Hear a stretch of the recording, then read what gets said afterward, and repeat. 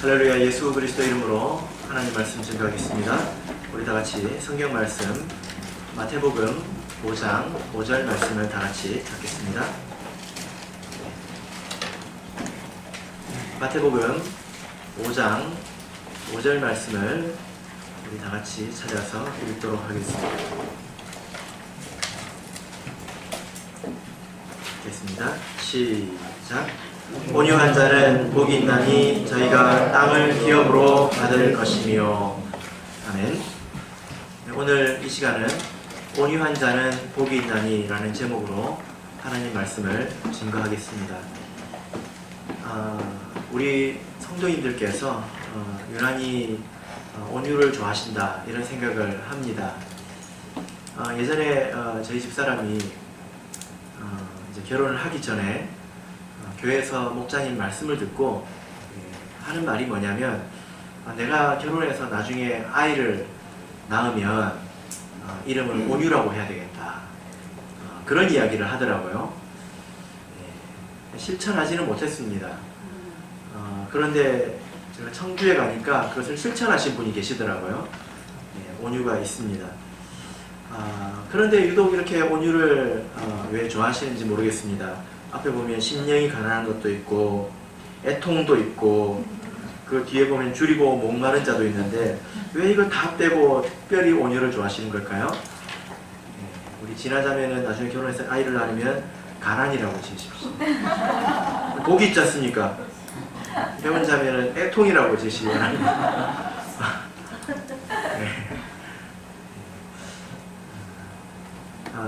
이렇게 온유를 좋아하는 것은 참으로 좋은 생각입니다. 하나님 뜻에 합당한 생각이죠. 베드로전서 3장을 보겠습니다.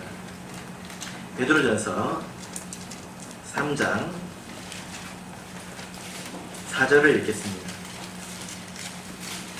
신약성경 380조 베드로전서 3장 4절 같이 읽겠습니다. 시작.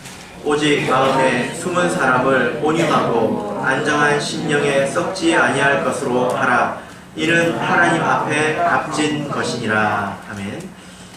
이 말씀을 보니까 숨은 사람에 대해서 이야기하고 있습니다. 숨은 사람은 어떤 사람일까요?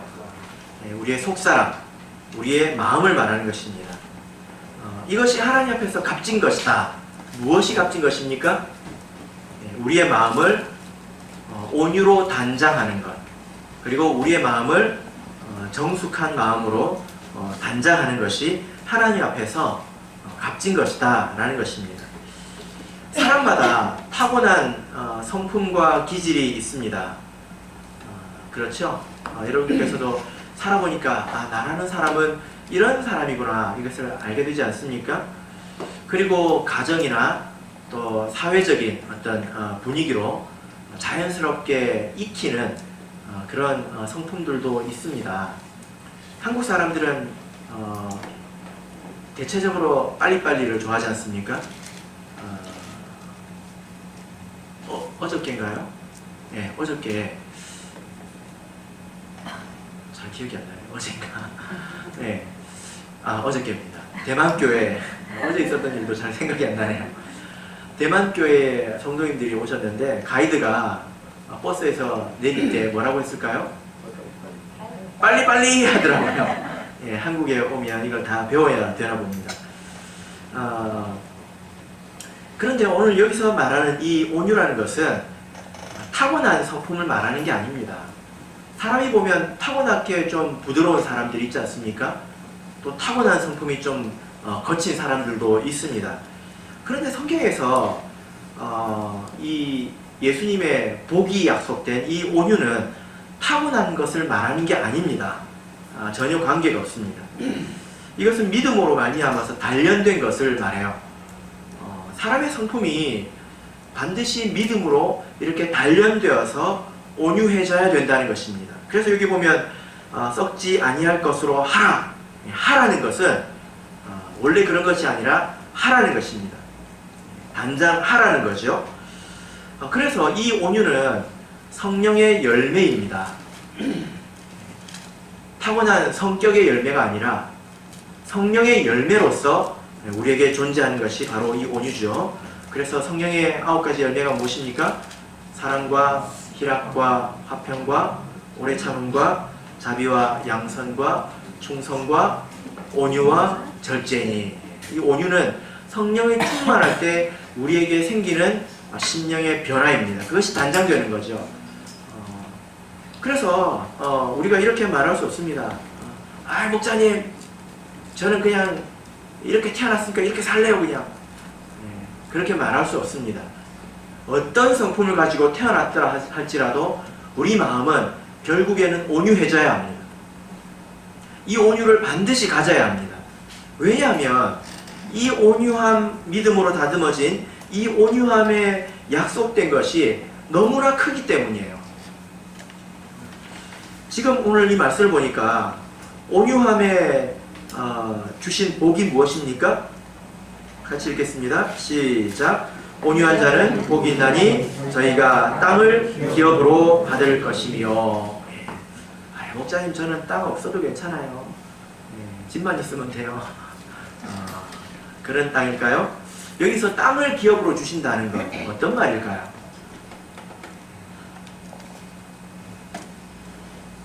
그것은 이제 어디 진짜 눈에 보이는 땅을 말하는 것은 아닐 것입니다.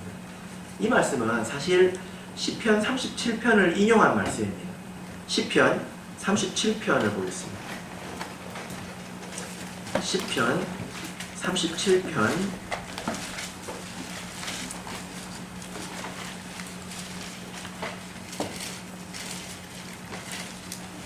11절에 있는 내용인데요. 먼저 1절을 같이 읽어보겠습니다.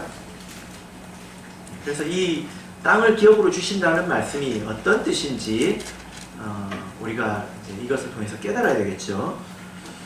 자, 37장 1절 같이 읽겠습니다. 시작.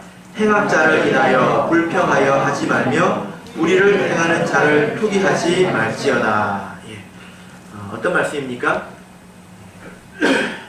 악을 행하는 사람, 그리고 불의를 행하는 사람들이 멀쩡하게 잘 사는 것을 보고 오히려 그들이 압제하는 것을 보고 불평하고 투기하지 말라, 이렇게 말씀하고 있습니다. 7절을 보겠습니다. 이 세상에는 그런 일들이 있지 않습니까? 그리고 우리 주변에 그런 일들이 있지 않습니까? 그런 일들에 대해서 불평하지 말라는 거예요. 투기하지 말라는 것입니다. 그리고 나도 그렇게 살아볼까? 미혹되지 말라는 거예요. 7절을 읽겠습니다. 시작. 여호와 앞에 잠잠하고 참아 기다리라. 자기 길이 형통하며 악한 꾀를 이루는 자를 인하여 불평하여 말지어다. 그래서 여기 보니까 여호와 앞에서 잠잠하라. 이게 무슨 말입니까? 그런 거 가지고 와가지고 하나님 앞에서 불평하지 말라는 거예요. 입 다물라는 것입니다. 이게 무엇입니까? 이게 온유이죠. 11절부터 13절을 보겠습니다. 11절에서 13절 읽겠습니다. 시작. 오직 온유한 자는 땅을 차지하며 풍부한 화평으로 즐기리로다. 악인이 의인치기를 꾀하고 향하여 그 일을 가는도다. 주께서 저를 웃으시리니 그 날의 이름을 보심이로다. 이때 온유한 자는 땅을 차지한다고 하셨습니다. 온유한 자는 어떤 자일까요?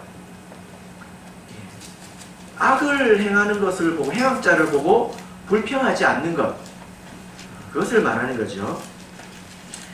그래서 왜 이제 불평하지 말라고 하시느냐?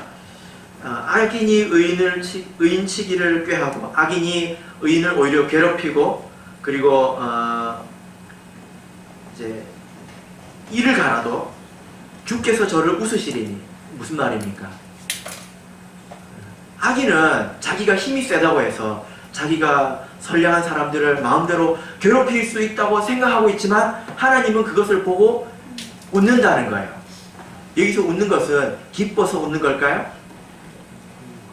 이건 비웃는 것입니다. 한번 생각해 보세요, 여러분. 하나님께서 나를 보고 비웃는다고 한번 생각해 보세요.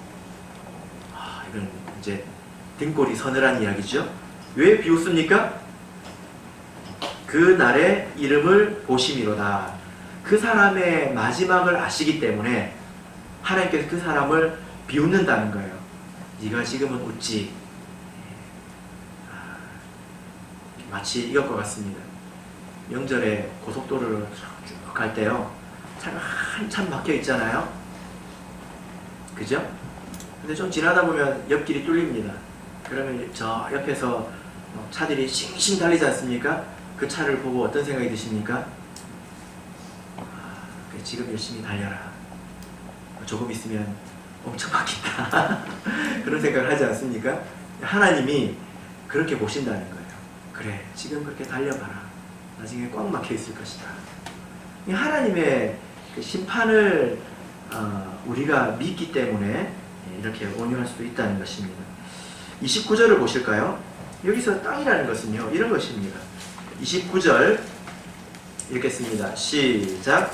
의인이 땅을 차지하며 거기 영영히 거하리로다. 여러분, 땅에 영원히 거할 수 있습니까?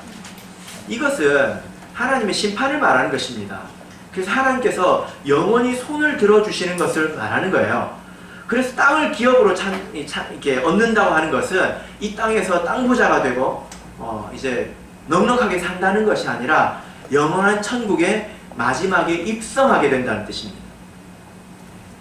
그래서 이건 결과적인 거예요. 그래서 우리가 반드시 알아야 될 것이 뭐냐면, 타고난 성정이, 이 우리의 성품이 어떠하든지 간에, 다른 사람이야 변하든지 변하지 않든지 간에 나는 변화되어야 된다는 것입니다. 믿음으로 말미암아서 반드시 내 심령 가운데 온유함이 생겨야 마지막에 영원한 기업을 얻게 된다는 거예요. 영원한 천국에 들어갈 수 있다는 것입니다. 물과 영으로 거듭나도요, 마음속에 온유함이 없으면 천국에 갈 수가 없습니다. 그래서 이 마태복음 5장 5절에 기업으로 받을 것이며, 이 단어를 찾아보면 전부 다 천국을 유산으로 받는 데만 쓰였어요. 그래서 이것은 성경적으로 볼 때에 명확하게 천국에 최종적으로 입성하는 것을 말합니다. 우리에게는 온유함이 있어야 된다는 거예요. 여러분, 다른 성품도 중요한 게 많잖아요. 사랑도 있고 뭐 이렇게 친절한 것도 있고 여러 가지가 많은데, 왜 특별히 이 온유함에는 이런 복이 있을까요?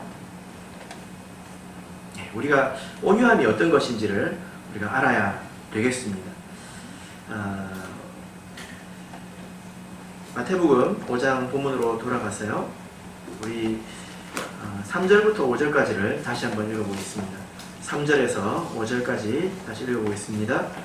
시작. 심령이 가난한 자는 복이 있나니 천국이 저희 것이며, 애통하는 자는 복이 있나니 저희가 위로를 받을 것이며, 온유한 자는 복이 있나니 저희가 땅을 기업으로 받을 것이며. 여러분은 온유하십니까? 이 온유가 무엇인지, 또 이 온유를 어떻게 우리가 가질 수 있을런지 또 알아야 되겠죠? 먼저 우리는 이 산상수훈에는 순서가 있다는 것을 알아야 합니다. 무슨 말이냐면, 심령이 가난한 자가 애통하는 자가 되는 거예요. 그리고 애통하는 자가 온유한 자가 되는 것입니다. 1번, 2번 건너뛰고 3번으로 갈 수가 없어요. 왜 그럴까요? 여러분, 심령이 가난한 사람이 어떤 사람입니까? 자기가 영적으로 부족하다고 생각하는 것입니다. 그래서 하나님 안에서 더 큰 믿음을 가지고 싶고, 하나님을 더 알고 싶고, 하나님 안에서 더 큰 평안을 누리고 싶고, 하나님과 모세가 친밀했던 것처럼, 하나님과 아브라함이 친밀했던 것처럼 나도 하나님과 그렇게 친밀하게 이 세상을 살기를 원하는 것입니다. 영적으로 더 부유해지기를 원하는 거죠. 하나님의 말씀과 영적인 은총을 더욱더 사모하는 것입니다. 근데 그런 사람은요, 반드시 애통하게 됩니다. 왜 그렇습니까? 심령이 가난해 보면요, 무슨 말인지 자동으로 압니다. 심령이 가난해서 하나님 말씀을 잘 듣고 해보면 우리에게 무엇이 찾아옵니까? 절망이 찾아옵니다. 왜 그래요? 듣고도 실패하거든요. 깨닫고도 실패하거든요. 그리고 하나님 말씀을 밝히 알면 알수록 몰랐던 내 이 심령 가운데 악이 얼마나 많은지를 깨닫게 된다는 말입니다. 그래서 심령이 가난하긴커녕 지금 속에 있는 것부터 해결해야 되겠다는 마음이 이제 고통으로 밀려오게 됩니다. 그래서 바울 사도처럼 오라 나는 곤고한 자로다 이렇게 말하게 되는 것입니다. 여러분 바울 사도가 뭔 죄를 지었겠습니까? 바울 사도가 무슨 죄를 지었으면 그렇게 많이 지었겠습니까? 그런데 하나님 말씀이 점점 더 풍성해지면 질수록 이 끝을 알 수 없는 이 마음속의 죄를 알게 되더라는 거예요. 그래서 애통하게 되더라는 것입니다. 이 애통한 자가 어떻게 됩니까? 온유한 마음을 가지게 됩니다. 심령의 가난이나 혹은 애통은 자기 자신을 아는 것입니다. 자기 자신에 대한 태도를 말하죠. 자기가 영적으로 참으로 가난하다는 것.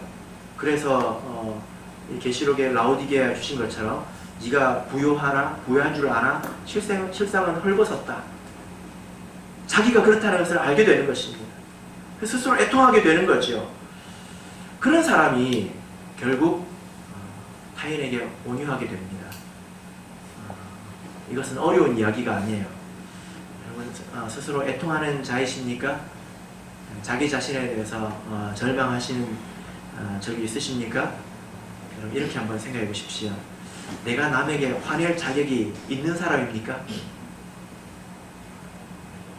화낼 자격이 있는 사람입니까? 내가 다른 사람을 판단할 자격이 있습니까? 나에게? 있는 것 같아요? 없는 것 같아요?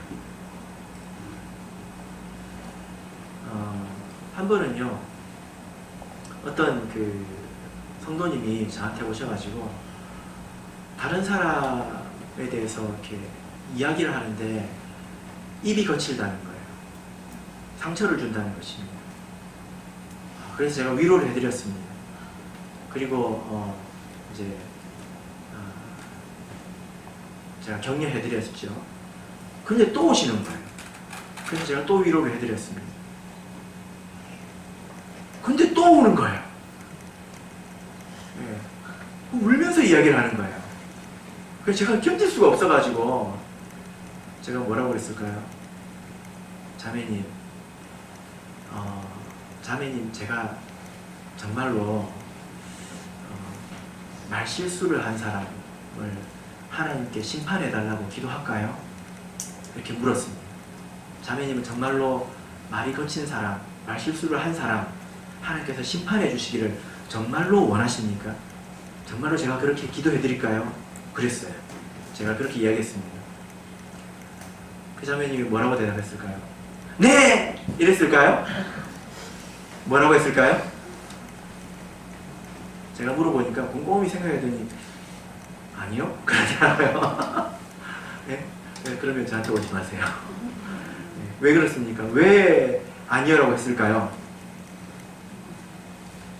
자기도 그런 적이 있거든요. 그리고 자기가 아끼는 사람도 그런 적이 있거든요. 하나님께서 정말로 그래 주시기를 원합니까? 우리는 그렇게 말할 수 없죠. 그래서 우리가 이 자신에 대해서 올바로 알게 될 때, 자기에 대해서 깊이 알게 될 때 우리 마음에는 자연스럽게 온유함이 생기게 됩니다. 이게 그 타고난 성격이 아니에요. 자기 자신을 아는 것에서 오는 것입니다. 그래서 나 자신의 위치를 알게 되고 스스로 겸손할 때 온유가 생기는 것입니다. 그래서 이 온유함은요, 사실 겸손함에서 오는 것입니다. 이 온유하다, 또 온유라는 말을 헬라 이렇게 원문으로 보면 프라우스라고 되어 있는데, 이 말은 때로는 겸손이라고 번역되기도 합니다. 그리고 그것이 더 이제 잘 어울릴 때가 있습니다. 우리가 한 구절을 찾아볼까요? 이게 겸손과 이 온유는 의미가 통합니다. 마태복음 21장 5절을 보겠습니다. 마태복음 21장 5절.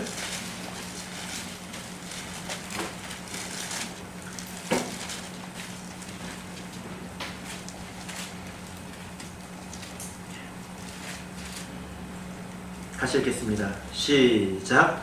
시온 딸에게 이르기를 내 왕이 내게 임하나니 그는 겸손하여 나귀 곧 멍에 매는 짐승의 새끼를 탔도다 하라 하였느니라. 예.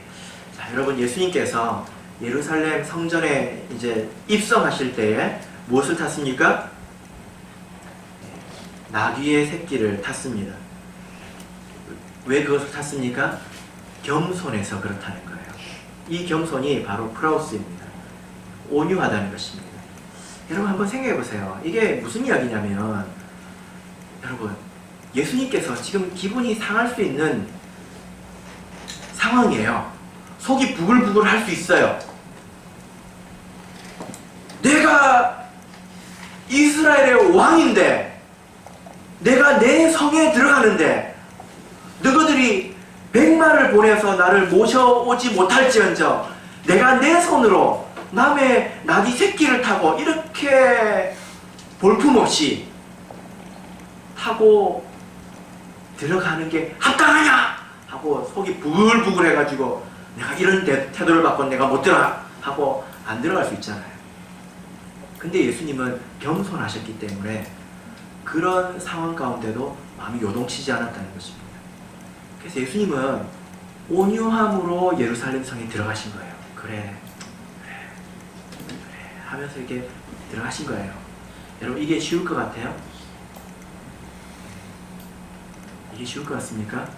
어렵습니다. 여러분, 이렇게 한번 생각해 보십시오. 제가 예를 들어 방에서 우리 김지영 집사님하고 이야기를 나누고 있습니다. 여러분들께서 똑똑하고 제 방에 들어왔어요. 근데 제가 쳐다도 안 보고 이제 계속 이야기만 하고 거기 앉아 계세요.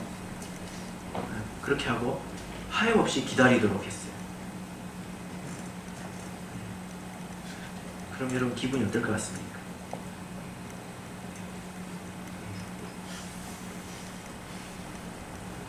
부글부글 하겠죠. 째깍째깍 초강하면 갈수록 부글부글 할 것입니다. 도대체 이분이 나를 뭘로 알고 지금 이러는 거지? 그러겠죠.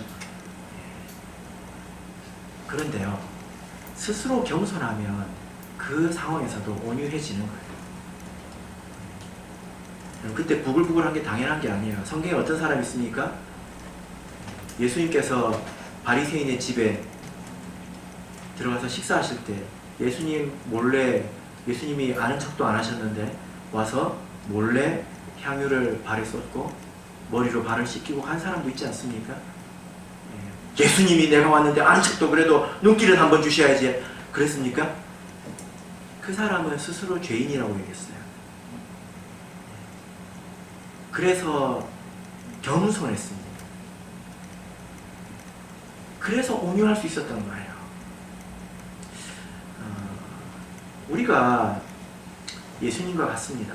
무슨 말이냐면 예수님께서 마지막으로 예루살렘 성에 들어가셨을 때는 겸손해서 나귀 새끼를 타고 들어가셨죠?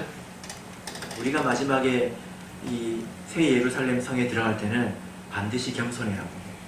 겸손함이 없으면 그 길을 걸을 수가 없습니다. 우리가 마지막 구원에 이를 때에 누가 벤츠 타고 마중 나올 것 같습니까? 누가 꽃길을 깔아줄 것 같습니까? 그래서 이렇게 대접받으면서 들어갈 것 같습니까? 만왕의 왕 대신 예수님께서 나귀를 타셨습니다. 그와 같은 수모 가운데 온유함으로 그 자리를 지나신 것처럼 우리도 그런 온유가 있어야 그 안으로 들어가게 됩니다. 만약에 그런 온유가 없다면 안 가고 말지. 내가 이 대접 받으려고 내가 여기 온 줄 아나? 그럴 것입니다. 예전에 제가 어떤 교회 가가지고 성찬례 이제 영은회를 하는데요. 성찬례를 마치고 어떤 분이 교회에 와가지고 이제 성찬례를 마치고 식사를 이렇게 하는데요. 성질을 있는 대로 내면서 이놈의 교회는 세례를 받으면 인간 취급을 안 한다고 그러는 거예요. 그 뭔 일인가 하고 봤더니 세례를 안 받으셔서 성찬떡을 안 준 거예요. 온유함을 금세 잃어버렸습니다. 한번 생각해 보십시오. 내가 교회에서 그런 대접을 받고 또는 악이 그렇게 승승장구하고 그런 환경 가운데 있을 때 내가 마음의 평정을 잃지 않고 그 자리에 있을 수 있겠습니까? 그것은 애통에서 오는 것입니다. 자기 자신을 알아야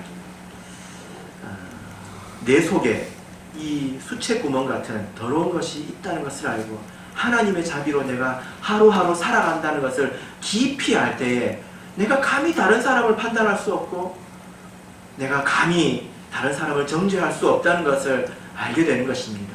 그래서 그 사람이 무슨 죄를 지었더라도 나도 전에는 저랬지 하고 우리가 넉넉한 마음으로 받아줄 수가 있는 것입니다. 그것이 바로 이 온유이죠. 사랑하는 성도 여러분, 온유함은 타고난 성격이 아닙니다. 타고나게 까칠한 사람도요, 이런 믿음에서 오는 온유를 가져야 돼요.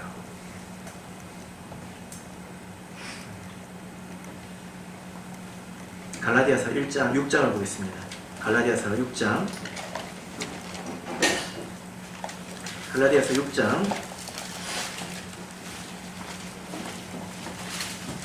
1절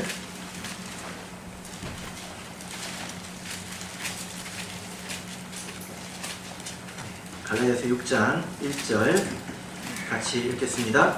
시작. 형제들아, 사람이 만일 무슨 범죄한 일이 드러나거든 신령한 너희는 온유한 심령으로 그러한 자를 바로잡고 내 자신을 돌아보아 너도 시험을 받을까 두려워하라. 어떤 사람이 죄를 지었다면 우리가 어떤 심령으로 도와야 합니까? 온유한 심령. 그래서 온유한 심령일 때만 도와주려고 하십시오. 만약에 속에서 부글부글 거린다면 기도부터 하십시오. 아무것도 하지 마십시오. 그때는 실수만 하게 되는 것입니다. 우리가 가져야 될 온유함이 또 하나가 있는데요. 이것은 사람에 대한 것이 아닙니다. 이것은 상황에 대한 것입니다. 또 어쩌면 이것은 하나님에 대한 온유함이라고 말할 수 있어요. 우리가 살다 보면 인생이 내 마음같이 풀리지 않을 때, 꼬여갈 때, 뭔가 크게 잘못되어 갈 때, 나는 잘못이 없는데 내 주변에 있는 사람 때문에 내가 고통받을 때, 왜 내 인생은 이렇게 힘들어야 되는가? 왜 내 인생은 이래야만 되는가? 하고 그 상황을 받아들일 수 없을 때가 있지 않습니까? 그때 우리 속마음이 어떻게 됩니까? 부글부글 하게 되죠. 그런데 우리가 그런 상황조차도 온유함으로 받을 수 있어야 합니다. 상황도 온유함으로 우리가 이겨내야 하는 것입니다. 반드시 기억하실 것은 이 온유함은 성격이 아니라 신앙입니다. 이것은 우유부단한 것이 아닙니다. 그냥 마음씨가 좋고 넉넉한 것이 아닙니다. 그냥 술에 술 탄 듯 물에 물 탄 듯 하는 것도 아니고 이것은 쉽게 잊어버리는 그런 성격도 아닙니다. 쿨한 것도 아닙니다. 이것은 믿음입니다. 이런 상황, 우리가 도저히 받아들일 수 없고 이해할 수 없는 상황, 내 잘못이 전혀 아니다 라고 생각할 수 있는 그런 상황에서도 우리가 어떻게 온유할 수 있습니까? 그런 사례가 있죠. 마태복음 26장을 보겠습니다. 마태복음 26장을 보겠습니다. 마태복음 26장 51절부터 56절 말씀을 같이 보겠습니다. 마태복음 26장 51절에서 56절 말씀을 우리 같이 읽겠습니다. 여기 보면 베드로와 예수님이 아주 대비가 됩니다. 51절부터 읽겠습니다. 시작. 예수와 함께 있던 자 중에 하나가 손을 펴 검을 빼어 대제사장의 종을 쳐 그 귀를 떨어뜨리니 이에 예수께서 이르시되 내 검을 도로 집에 꽂으라. 검을 가지는 자는 다 검으로 망하느니라. 너는 내가 내 아버지께 구하여 지금 12영 더 되는 천사를 보내시게 할 수 없는 줄로 아느냐? 내가 만일 그렇게 하면 이런 일이 있으리라 한 성경이 어떻게 이루어지리요 하시더라. 그때에 예수께서 우리에게 말씀하시되 너희가 강도를 잡는 것 같이 검과 몽치를 가지고 나를 잡으러 나왔느냐? 내가 날마다 성전에 앉아 가르쳤으되 너희가 나를 잡지 아니하였도다. 그러나 이렇게 된 것은 다 선지자들의 글을 이루려 함이니라 하시더라. 이에 제자들이 다 예수를 버리고 도망하니라. 아멘. 오늘 이 상황이 어떤 상황인지 여러분 아실 것입니다. 예수님을 지금 로마의 군병들이 잡아가는 그런 장면이 있지 않습니까? 그런데 이 상황 가운데서 예수님과 베드로가 굉장히 대비가 됩니다. 베드로는 어떤 일을 행했습니까? 그런 상황을 받아들일 수가 없었어요. 생각해 보십시오. 아무 죄도 없는 예수님을 이렇게 잡아가서 죽이려고 하는 것이 말이 됩니까? 입장 바꿔 생각해 보세요. 우리는요, 말 한마디 들은 것도 괴로워가지고 잠을 못 자요. 내가 행하지 않은 일에 대해서 오해받은 것에 대해서 억울해가지고 잠을 못 자요. 근데 이것은 그런 일 정도가 아니지 않습니까? 행한 것은 착한 일밖에 없는 이 예수님을 지금 로마 군병이 잡아가려고 하고 있습니다. 베드로가 너무 어처구니가 없고 말이 안 돼서 무슨 일을 행했습니까? 칼을 빼서 휘둘렀습니다. 그래서 어떤 일이 있었죠? 대제사장의 종을 쳐서 그 귀를 떨어뜨렸습니다. 여러분, 베드로가요 이렇게 탁 쳐가지고 귀만 자르려고 했을까요? 아니면 목을 치려고 했는데 피해가지고 귀만 날아간 것일까요? 한번 해보세요. 귀만 자르려면요 딱 대고 잘라야 돼요. 베드로는 이거를 받아들일 수가 없는 거예요. 이 상황을. 베드로가 이 로마 군병들을 이겨낼 수 있는 게 아닙니다. 지금 검과 몽치를 들고 오지 않았습니까? 단단히 준비했단 말이에요. 베드로가 이길 수 있는 상황이 아니에요. 그런데 내가 이 문제를 해결할 수 없지만 열받으니까 칼이라도 한번 휘둘러 봐야 되겠다는 것입니다. 근데 예수님은 어떻습니까?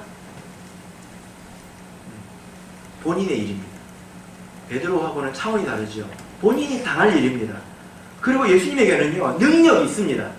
12영 더 되는 이 12영은요 천사 12명을 말하는 게 아닙니다.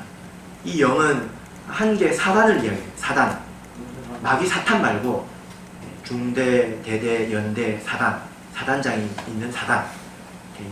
6,000명이 있어요. 그럼 12영이면 천사가 몇 명입니까? 6, 20이니까 6 올리고 1 올리고 예, 72,000명이죠. 예수님은요 지금 하시는 말씀이 나는 지금 천사를 72,000명 불러서 싹쓸이를 할 수 있다 고 말씀하신 것입니다. 그런데 예수님께서는 그걸 받아들이셨어요. 여러분 옳고 그름을 따져봅시다. 예수님 잡혀가는 거 옳습니까? 옳습니까? 이제 우리가 다 알고 나서 지나고 나서 이제 아니까 하는 말이죠. 이때 당시로 보자면 죄 없는 예수님을 이렇게 어두운 곳에서 납치하듯이 잡아가는 것이 옳습니까? 여러분 하나님께서 다스리는 세상은 옳고 그름만 있는 게 아니에요. 옳고 그름이 전부라고 생각하면 시험에 듭니다.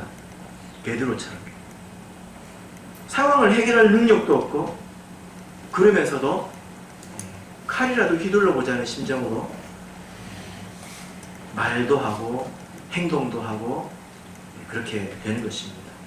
여러분 만약에 이때 예수님께서 옳고 그름만 가지고 일을 하셨다면 판단하셨다면 어떤 일이 생기는 것입니까?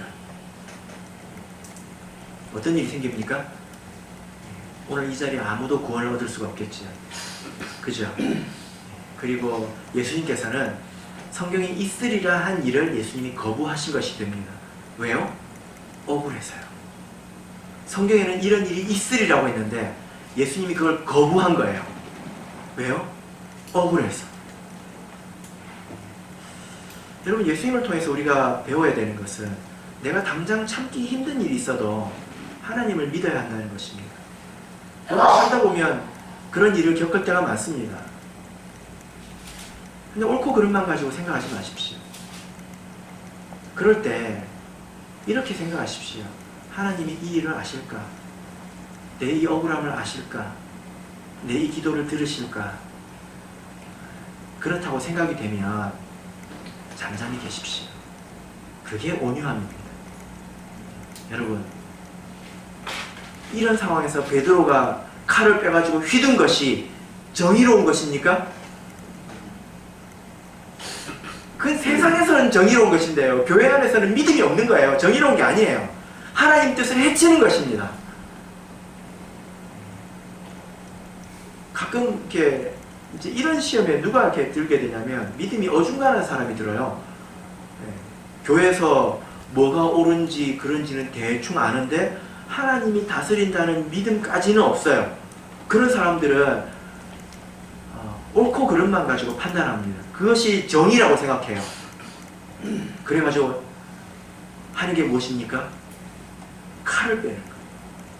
내가 이런 걸 두고 볼 수가 없다. 내가 무슨 수를 써서라도 이건 바로 잡아야 되겠다.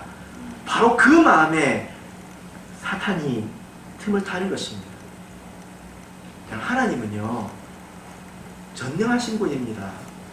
다 알고 계십니다. 모르고 계시지 않습니다. 그런데 그렇게 두시는 것은, 우리가 어쩔 수 없는 일로 그렇게 두시는 것은 그렇게 해야 되기 때문입니다. 여러분, 모든 일을 우리가 이렇게 합리화시켜서는 안 되죠. 우리가 그런 일이 없도록 노력해야 됩니다. 그런데 때로는 곰곰이 생각해보면 나의 손을 떠나 있는 일이 있어요. 어쩔 수 없이 고통을 당하는 일이 있습니다. 그것은 놔둬야 됩니다. 받아들여야 합니다. 칼을 빼서는 안 됩니다.